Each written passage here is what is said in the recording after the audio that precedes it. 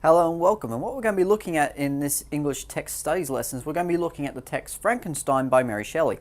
Now in this story, what we have is basically one of the first examples of a science fiction and also one of the first examples of a modern horror story.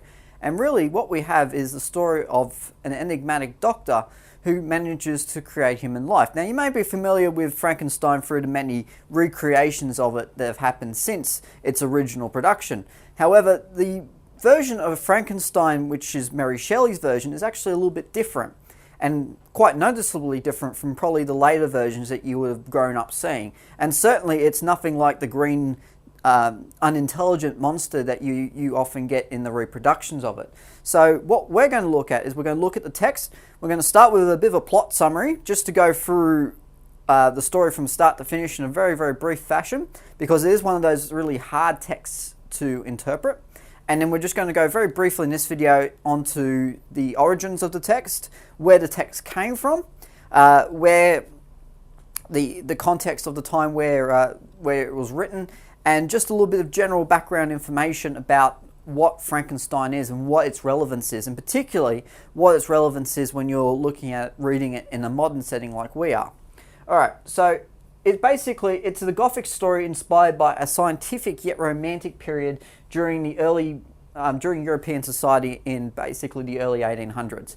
And this was a time where the Industrial Revolution was now in full swing, where we had now a society that was suddenly starting to move away from the church for the first time and really starting to embrace science. So you started getting a lot of conversations around dinner tables, and certainly it was one of the things that inspired this story.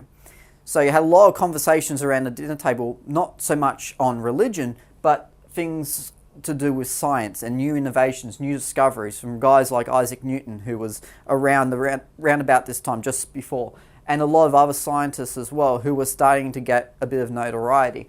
And certainly their theories and their philosophies had started to influence texts, and a lot of texts that came after this one were quite heavily influenced by the scientific discoveries.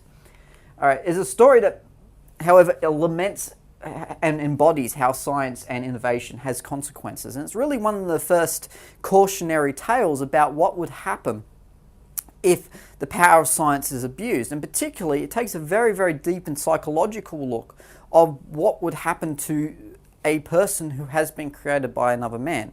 So it's one of those very deep and very psychological period pieces that not only sort of explores this new technology of electricity, but also really explores what possible consequences it has if it is misused or used in a way where the person or the society haven't actually thought of what the consequences are. So it gives a very deep look into that.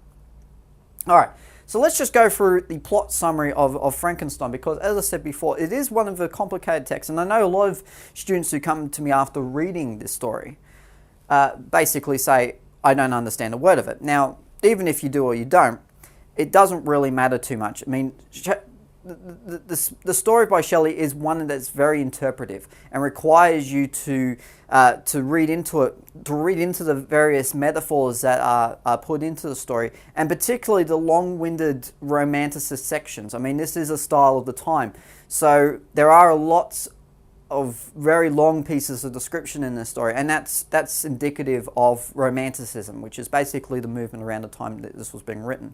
But also introducing this idea of Gothic story, which particularly her husband was also quite influential in particularly the development of Gothic literature, particularly in regards to horror stories. So there is a lot of layers to this, and there's a lot of complexity to this story. So even if you're one of those who understand it, it's always worthwhile just to go over the plot summary in case there might be a detail you've missed. And particularly, the simplest way of looking at the plot is often the best way, because it can help you to navigate your way around the text and help you to find the key scenes in which you're going to be interpreting when you're writing a response about it. Okay, so it's a framed story, and what it means by that is basically it's a story where the technique is a narrator within a narrator. It's told through multiple people. So it starts off with a guy called Robert Walton, who is a ship captain who's lost up in the North Pole, who is writing letters to his sister. He's on an expedition up there. He's trying to basically he's one of these explorers at the time who were trying to go to the edges of the world, and particularly to try and get to the North Pole. In this case, it was for trade routes. And here, it is here where they find Dr. Victor Frankenstein, who is the main character we encounter in the story, and through the voice through which most of the story is told. But in this case, we're introducing this narrator who comes in. So here we find Dr. Victor Frankenstein, and once aboard, he begins to tell his story of why he's up there. So we've basically gone immediately from one narrator and the letters that he writes to his sister to the next narrator, which is Victor Frankenstein. Okay. And now we start with Frankenstein's story. So he's born in Geneva. He was an intelligent child with a brother and an adopted cousin, Elizabeth. Now, I put the word cousin there in brackets, or in inverted commas, sorry.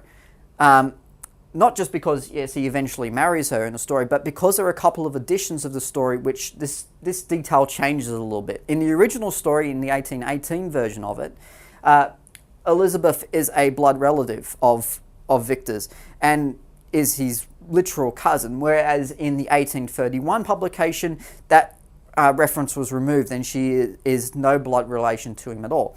So the majority of the versions you'll read will be either one of those two. However, in both cases, it doesn't really change much of the story. In either case, that she is a member of his family. So yes, it does make it a little bit creepy that he is marrying his cousin, or is basically someone who's been adopted into their family and he's known since a child. But he does dote on her. He is very affectionate towards her. He's also a master chemist, and he scores quite well at university. He goes to Ingolstadt in Germany and discovers basically a way to imbue dead muscle tissue with life. And that's basically, we learn that very on in the story, that he is a strong chemistry student and he has discovered the secret to being able to animate dead creatures, which is based on basically this science of using electricity to stimulate the muscles and therefore hopefully stimulating life. Alright, using this technology, he desires to create the perfect man, which he takes a lot of corpses, he takes a lot of recently buried people and takes the best parts of them, so he has something that he thinks will look absolutely beautiful. However, what he actually ends up producing is a hideous, an 8 foot tall, because of the fact that the human body is quite small and in some cases, and he wants to make a bigger version so he can get into the really fiddly bits of the humankind. I mean, this is the early 1800s. And it's also a yellowish sort of monster who he's absolutely terrified by, this creature that he's created. And once he brings this thing into life, he's almost horrified by it. He flees from his creature. And it's after this point where, from the shock of it all and through basically a combination of different factors, he then falls ill after that. And this is basically a driving force for the next part of the story. He returns to Geneva following his brother William's death, later discovering that the creature is in fact responsible for it. And it also is responsible for the wrongful accusation or the wrongful trial of a nanny or a servant of the family who is accused of murdering him, when in fact it was this creature. And so we're starting to encounter this creature again, and Victor knows that, or he has an inkling that this creature was the one responsible and not the nanny. And so the creature does appear, and he appears, apart from the earlier description where he's considered a monster, he appears intelligent, he's articulate, he speaks very well, he's very well read, and he starts to tell the story of his time with the De Lacy family, who is basically the first people that this monster tries to contact. And being a lonely creature, being someone who desires the company of others, he decides that he wants to encounter this family, and he spends a lot of time just basically stalking their place. He learns to read from the books that they leave around. He uses basically his smarts and his intelligence to start to learn a lot about himself and what makes him, and he starts to really feel like he is really a monster and an outcast, particularly when he does make contact with them and they flee, and then he rescues another girl on the river and he gets shot.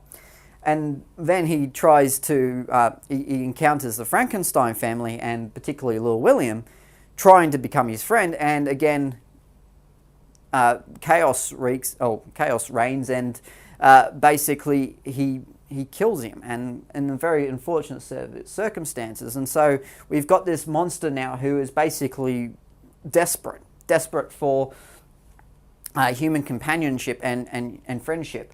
So he learns through this experience that he is incapable of basically interacting with normal society. And he tries, but he can't do it. And so he demands that Victor makes him a female, someone that he can hang around with. Someone who, basically for friendship, not necessarily for reproductive reasons, but just so he has a friend who he can talk to. Frankenstein does agree to this because he's a bit afraid of what this monster can do. And so he goes to England where he builds, and then he starts to fear this creation as he's building it. So as he starts to make this female monster, he starts to get doubts in his head about what this monster will do, and particularly because of the amount of trouble this first monster has caused. So if he thinks that this first monster is going to go around strangling people and all the rest, like he did with his little brother, then he fears what else could he do. And to have another one, if there was any possibility of them breeding, or if there was any possibility of them going around and tormenting mankind, he can't allow that to happen. So he destroys the female creature before he's finished, right in front of this monster. And the monster, obviously, you would imagine, is quite upset about it. So he seeks revenge, and he vows to be with Victor's upcoming wedding to Elizabeth. So he promises that he'll be there, and this is where he starts to really panic. So fearing the monster's threat, Victor hunts the monster on his wedding night, of all places, realizing that the creature, or not realizing, should I say, that the creature plans to murder his bride. He plans to murder Elizabeth, not him. He's trying to get Victor to feel the same pain that he's feeling since Victor destroyed his female companion that he was making. So basically, the threat was sort of veiled in a way that could have been directed at him, but really he was directing it at Elizabeth.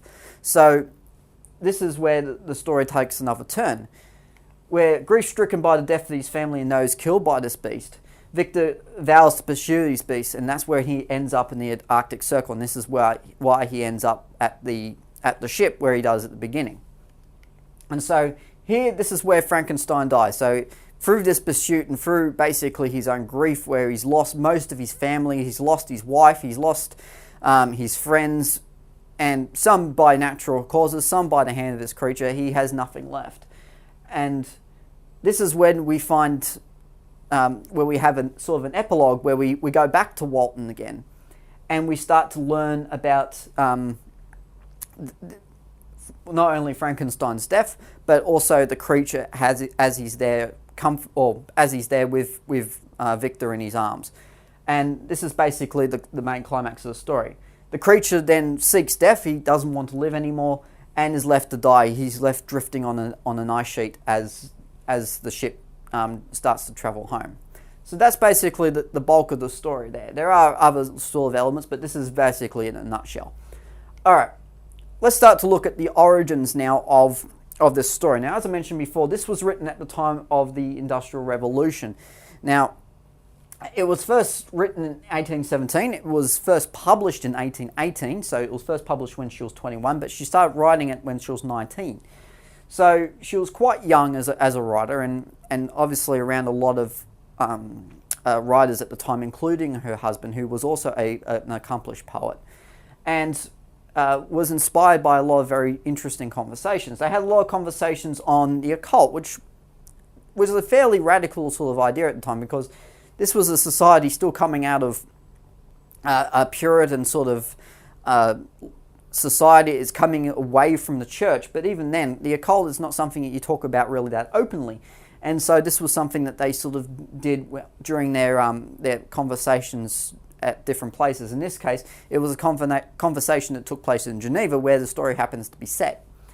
So it's inspired by basically this conversation on Galvanism, which is basically a very radical theory at the time by a scientist called Galvani, which is basically an experiment which was conducted on frogs, where he would put an electrical charge in a frog's legs, and the frog's legs would move up, like that diagram shows there. So this was a sort of scientific discovery at the time that inspired this sort of story. And so when they had a competition to see who could write the best horror story, Shelley went straight for this idea of what if we could use this technology to bring a man back to life and what would happen.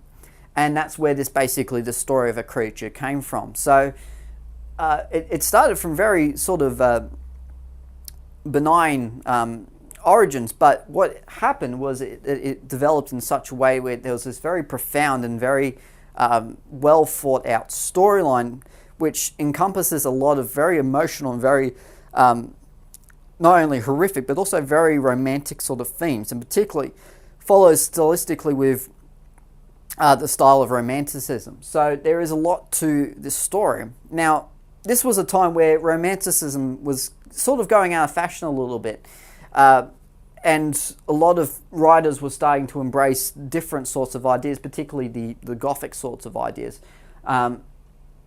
particularly given the time, but also because of the fact that horror was essentially in at this point. From this point on, Dracula was written, the original one, and there are a lot of other stories, particularly that were inspired by things like vampires, werewolves, and particularly the story of Frankenstein was one of those ones that sort of added to this body of work. So Frankenstein is written in a time that reflects a number of styles. It reflects both rational, or basically very conservative thought, and also radical ideas and social movements of the period. So not all of these ideas were quite safe. A lot of these ideas were very risky to talk about. You wouldn't talk about them quite openly. However, this was a changing time, and so these sorts of ideas did start to get raised. However, as I said, it sort of takes the very rational view of the Romantic, that everything's beautiful, still somewhat created by God. They hadn't quite let go of this idea yet. And radical, so this idea of science is the new world, is helping us to learn so much, is allowing us to change the world around us, and particularly through the Industrial Revolution, where machines were starting to replace the jobs of a lot of people. This is where the society of science was really starting to take over, and obviously in today's society we're almost ruled by science. So it was the origin, it was the birth of this period. So a lot of that goes into basically the context of when this novel was written. There's also a number of theoretical perspectives which were quite heavily big influences, particularly on Shelley's life. For instance, the idea of enlightenment, where it's a time where some segments of society began to move away from the church, as I mentioned before, and towards science. So it was this time where people considered themselves enlightened. That word's used ironically, obviously. So that they felt that they were sort of moving away from this system where the knowledge was controlled by the church and people had knowledge for themselves, that knowledge had suddenly become democratic, that people had the right to learn. So this was one of the things that came out of the period. A Gothic style, which was basically a combination of both romance and horror. So particularly in this story, we see a very strong combination between the two. Both Victor and the creature are ruled by this desire to love and be loved, and at the same time there's this horror story in there, and it's one of the earlier examples of a horror story. But basically there's this sort of not only love story, but a sort of a story about hate as well, and about fear, and particularly the fact that the creature itself, if you really read the descriptions quite closely, is quite a disgusting creature. It's not one that you really want to picture in your head. So this basically fits the description which we probably would start to associate with more horror, modern horror stories. There's obviously a heavy dose of romanticism in there, and it's basically that the story is written in a very descriptive sort of way, that it embraces nature, and particularly the idea of the sublime, which is that life and nature is beautiful, and it's metaphorical for the human spirit. So what that means is that through understanding nature, we can understand people, we can understand humanity and the way that it operates and functions. And it's basically this idea that nature is as beautiful as humanity and vice versa. So really looking at grand, epic scenes. So it's sort of imagine sitting up over a cliff face, something like that artwork to my right there, where you just get these very, very sort of epic, grand scenes which are described in really quite strong and vivid detail. They do drag on for quite a long bit, and Romanticism was often criticised for being quite lengthy, and particularly a lot of Romanticist stories you'll read are quite long and almost needlessly so in some cases. And finally, also science fiction. Now, as I said before, this is one of the first scientific fiction style novels. This was the first one to really, or one of the first ones at least, to really start embracing science as a subject for basically a novel. I mean, it was rare enough at the time for someone like Shelley, who was female, to be writing a novel. In fact, there weren't very many female authors at the time, and most of them, as she did when she published a story anonymously, had to use a pen name, something, either a male's name or just basically an anonymous, so that they could have their work published and seen by others, because at that particular time publishing opportunities were not allowed for women. So, and she was a trendsetter in that regard because of the fact that when she did eventually put a name to the story in 1821, and it was done in such a way where there was a lot of controversy and a lot of particularly sexist literary critics started to really lash out at the work because of the fact that it was written by a female. That changed though, and over time more and more female authors started to come out, and more female authors started to get their work published under not pen names but their own names, which was quite an achievement at the time, and something that certainly helped pave the way for definitely women getting equality in terms of opinions, and also in the literary world, which is quite a good thing. So this is one of those things, and going back to this idea of science fiction, it's one of those things that, again, a lot of authors from that time were inspired by this, and particularly the combination of this very horrific, dark overtone, particularly authors like Edgar Allan Poe, and even to an extent ones like Charles Dickens, were also inspired by this. So there is a lot that has come out of this, and it's almost a changing of the guard in terms of the period in which this was written. So there is a lot to Frankenstein when you look at it, and I encourage you now basically to look and do some research on this story, because there is a lot around that particular period of time. It is, dare I say, it's a very interesting period of time to be looking at literature, because not only literature, just the environment in which people lived, and really go into some detail, look at particularly on things like Romanticism and Gothic fiction, but also look at the life of Mary Shelley. Even though this is one of the few books she wrote, this was obviously her most famous work, and it's still one of those ones that's managed to inspire a lot of authors, and particularly inspired almost two different genres. So it's quite an important story in that regard, and it's one that, even if you're struggling with it at first, and it is one of those ones that can be a little bit tough to get through, just keep pushing at it, because it is one of the more rewarding stories to read, and certainly one that gives you a lot of information on the way that people were thinking about science, and still is quite apt today. I mean, we're still asking the same sort of ethical questions about cosmetic surgery, trying to make people better than what they are, even the idea of cloning people.